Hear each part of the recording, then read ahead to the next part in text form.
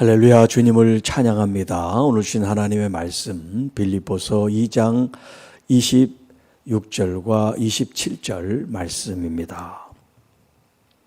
그가 너희 무리를 간절히 사모하고 자기가 병든 것을 너희가 들은 줄을 알고 심히 근심한지라.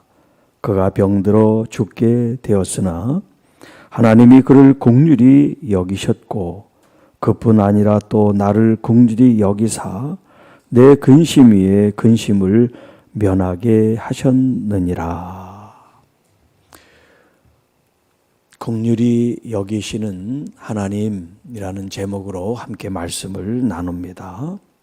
자, 25절 지난 시간에 말씀을 드렸습니다만 사도 바울이 빌립보 교회 보낸 사람으로 처음에는 디모데를 생각했는데 디모데 이제 말고 에바브로디도라는 사람을 지금 빌립보 교회 지금 보내는 그 이유, 또 그 사람이 어떤 사람이길래 빌립보에 보내는지에 대한 말씀을 지금 하고 있습니다. 오늘 이 26절, 27절에는 이 에바브로가 처해 있는 환경에 대해서 지금 언급을 하고 있어요. 자, 우리가 지난 시간에 말했지만 이 에바브로디도는 빌립보 교회 성도였어요. 성도였는데 이제 이 교회가 파송을 해서 사도 바울을 돕는 역할을 하게 했습니다. 자, 그런데 이 에바브로디도가 어떤 사정인지는 잘 알 수 없지만 그가 병들어서 거의 죽을 지경에 이르렀다는 거예요. 그런데 그 소식을 지금 이 빌립보 교인들도 듣고 있는 소식이에요. 자, 병든 사람을 파송하지는 않았겠죠. 사도 바울을 돕도록 교회가 결정하고 파송한 사람이 그렇게 병들어 죽게 된 사람을 파송하지는 않았을 거 아니에요. 그래도 건강한 사람을 사도 바울을 위해서 돕도록 하지 않았겠어요? 그런데 사도 바울을 도우면서 그 환경과 여러 가지 여건 속에서 이 에바브로디도가 병이 들게 됐는데 이 병이 죽을 수 있는, 죽게 될 정도로 아주 심각한 병에 이르게 됐다는 거예요. 자, 이 소식을 들은 빌립보 교인들이 얼마나 걱정하고 또 기도하겠습니까? 그런 위급한 마음들이 그들에게 있었지만 하나님은 이 에바브로디도를 살려주셨어요. 그래서 여기 27절에 보면 하나님이 그를 긍휼히 여기셨다, 그런 표현을 쓰고 있어요. 긍휼히 여기셨다. 불쌍히 여기셨다는 거예요. 그 불쌍히 여기신 게 이 에바브로디도뿐만 아니라 사도 바울 그 자신도 하나님께서 긍휼히 여겨주셨습니다. 왜냐하면 내 근심 위에 근심을 면하게 하셨다. 사도 바울의 마음속에 여러 가지 사역 가운데 경험되어지는 어떤 그런 무게감, 여기 이제 근심이라고 표현했습니다만 그런 것들이 그에게 있는데 거기에 또 하나가 첨가된 게 뭐냐면 지금 자기 형제처럼 함께 사역을 했던 이 사랑스러운 에바브로디도가 죽을 병에 걸려서 오늘 내일 하고 있는 그 모습을 지금 가까이서 지켜보고 있단 말이에요. 이 사도 바울의 마음이 얼마나 아프고 힘들겠어요. 그런 와중에 하나님께서 지금 이 죽을 병을 치유해 주셨으니까 하나님이 이 에바브로디도를 긍휼히 여기셨을 뿐만 아니라 자신에게도, 사도 바울 자신에게도 긍휼히 여겨주셔서 이런 근심거리를 하나님이 제거해 주시고 덜어주셨습니다. 이런 표현을 지금 하고 있어요. 자, 다시 이제 이 본문 26절로 돌아가서 자, 이 에바브로디도가 너희 무리를 간절히 사모한다. 자, 지금 그가 이 교회를 떠나왔지만 그 마음속에는 이 빌립보 교회 성도들이 늘 가까이 있어요. 그들이 보고 싶어요. 왜냐하면 그 교회 출신이란 말이에요. 함께 신앙생활을 하고 동고동락을 했던 사람들이란 말이에요. 그래서 그들을 만나보고 싶은 마음이 있는데 환경이 허락하지 않아서 사도 바울을 돕고 있잖아요.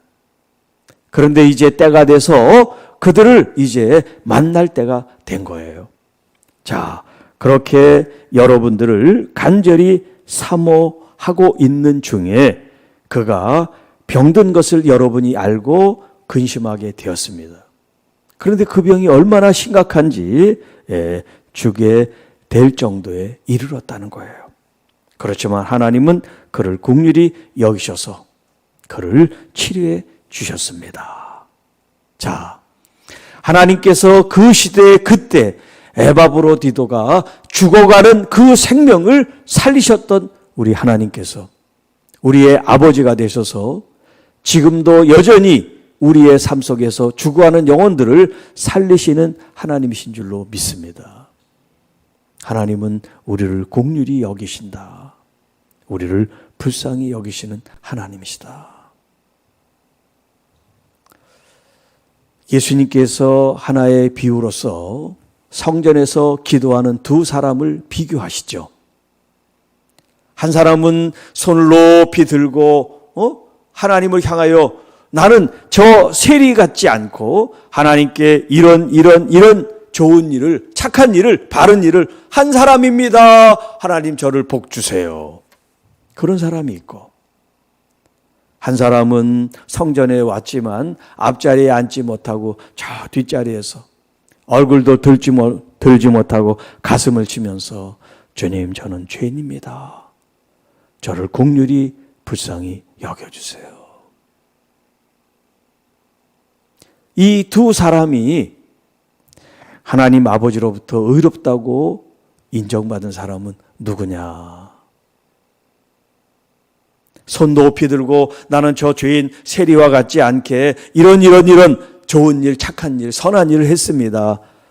말했던 그 바리새인이 아니라 가슴을 치며 회개하며 나는 죄인입니다. 불쌍히 여겨주세요. 했던 그 세리가 의롭다함을 받았다 말씀하셨어요. 자, 여러분, 하나님 앞에서 내가 이런 일을 했습니다. 이제 돌아오는 주일날 주여 주여 하는 자마다 다 천국에 들어가지 않는다. 그 말씀을 이제 전하겠습니다만, 내가 이런 봉사를 하고 이런 사역을 하고 이런 전도를 하고 이런 헌금을 하고 이런 예배를 하고 잘하는 일이고 훌륭한 일이지만 하나님이 보실 때 우리의 마음과 자세가 어떤지를 본다는 거예요. 그게 믿음 생활하는데 가장 중요한 마음가짐이에요. 주님 앞에 늘 긍휼히 여김을 받으시는, 또 주님의 그 자비와 사랑과 인애를 바라는 그 겸손한 마음, 그 마음이 하나님의 긍휼과 자비와 인애와 사랑을 입게 된단 말이에요. 나는 이런 했습니다. 이런 업적을 나타냈습니다. 그런 사람에게 은혜를 주시는 것이 아니라 저는 이렇게 죄인입니다. 저는 이렇게 못났습니다.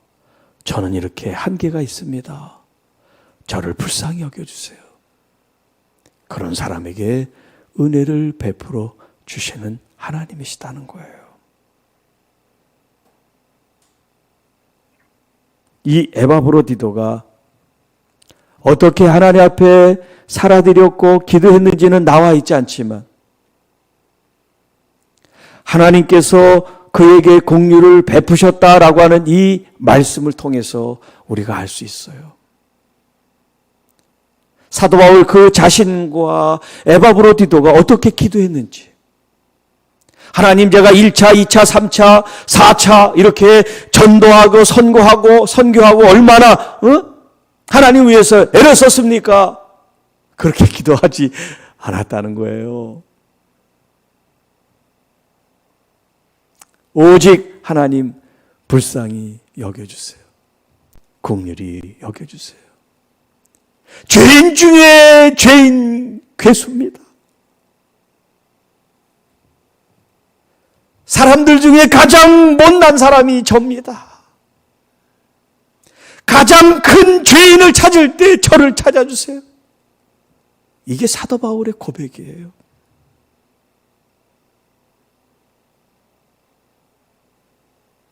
이런 고백과 나 자신을 비교하면 얼마나 우리가 교만한지 알겠죠? 얼마나 우리가 패역한지 알겠죠? 얼마나 우리가 오만불손한지 알겠죠?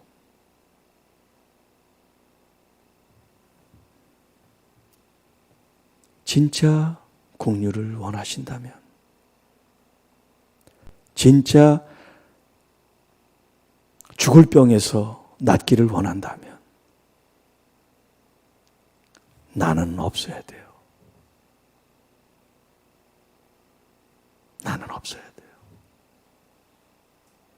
오직 내 안에 주님만이 사실 때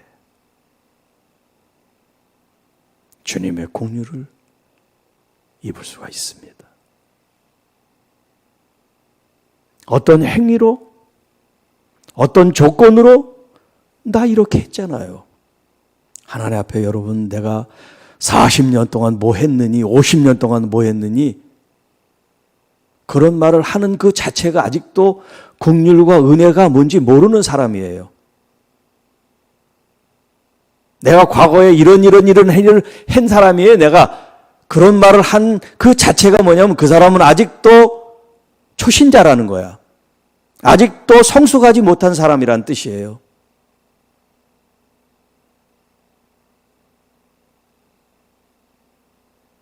긍휼과 겸손과 자비가 뭔지를 아직도 모르는 사람이에요. 진짜 긍휼과 은혜를 아는 사람은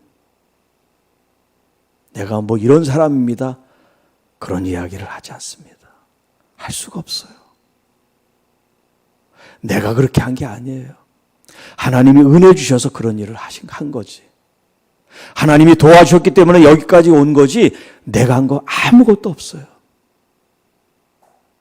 사업을 하든 목회를 하든 사역을 하든 무슨 일을 하든 내가 한 것 아무것도 없어요. 주님이 하셨습니다. 그런 마음이 될 때 이제 조금 은혜를 아는 거야. 그런 마음가짐을 가질 때 이제 긍휼이 뭔지 조금 알게 된 거예요.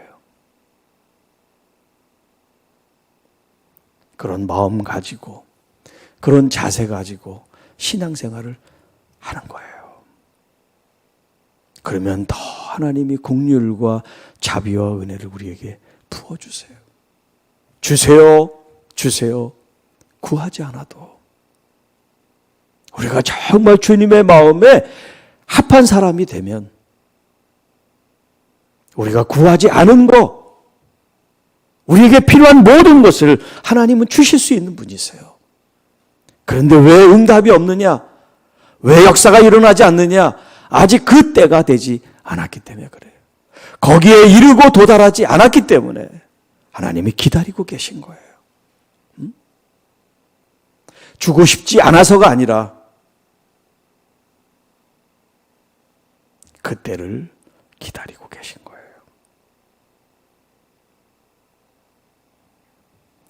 긍휼히 여기시는 하나님. 우리 교우들 가운데 참 아픈 분들이 많아요.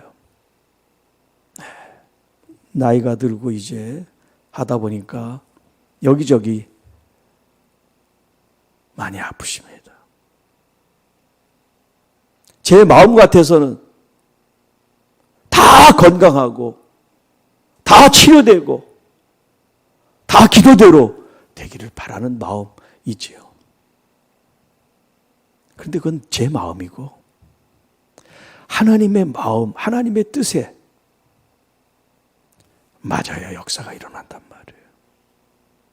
그 마음을 맞추는 건 제가 아무리 기도한다고 해서, 제가 아무리 도와준다고 해서 되는 게 아니에요.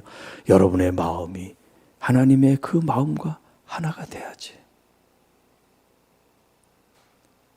하나님과 여러분의 마음이 하나가 될 수 있도록 저는 기도하고 또 말씀으로 여러분들을 이끄는 역할밖에 못해요. 이제 여러분이 결단하고 마음을 새롭게 해서 인간적인 마음을 다 내려놓고 오직 나를 십자가에 못 박고 내 안에 그리스도만 여러분들이 내세울 수 있는 그런 사람들이 될 때 하나님이 주시고자 하시는 그런 은혜와 은총을 폭발적으로 여러분들이 누리게 되고 또 그것이 이웃에게 사람들에게 흘러가는 그런 하나님의 축복과 자원의 통로가 될 줄로 믿습니다. 그렇게 멋지게 폭발적으로 쓰임받는 우리 모든 주의 자녀들 성도 여러분들이 되시기를 기도하고 바랍니다. 기도하겠습니다. 하나님 아버지 감사합니다. 오늘도 우리에게 주신 말씀을 통해서 우리가 더 겸손하게 더 주님의 긍휼과 자비와 인애를 구하는 하나님의 사람들, 하나님의 자녀들, 교회와 성도들이 되게 하셔서 나 자신이 한 것이 아무것도 없음을 깊이 저희들이 깨닫고 다 주님이 주신 힘과 물질과 은혜로 재능으로 달란트로 했음을 겸손히 고백하며 하나님의 이름을 높여드리고 하나님의 영광을 올려드리는 귀한 하나님의 자녀들이 되게 하셔서 가정에서든 교회에서든 일터에서든 어디서든 나를 나타내지 않고 주님을 영화롭게 하는 하나님의 귀한 자녀들, 하나님의 귀한 성도들이 되게 하옵소서. 특별히 아프고 병들고 지치고 힘든 하나님 저들이 긍휼과 자비를 베풀어 주셔서 치유되고 회복되는 은혜를 경험하게 하여 주옵소서. 이 모든 말씀 우리를 구원해 주신 우리 구주 예수님의 이름으로 간절히 기도하옵나이다. 아멘.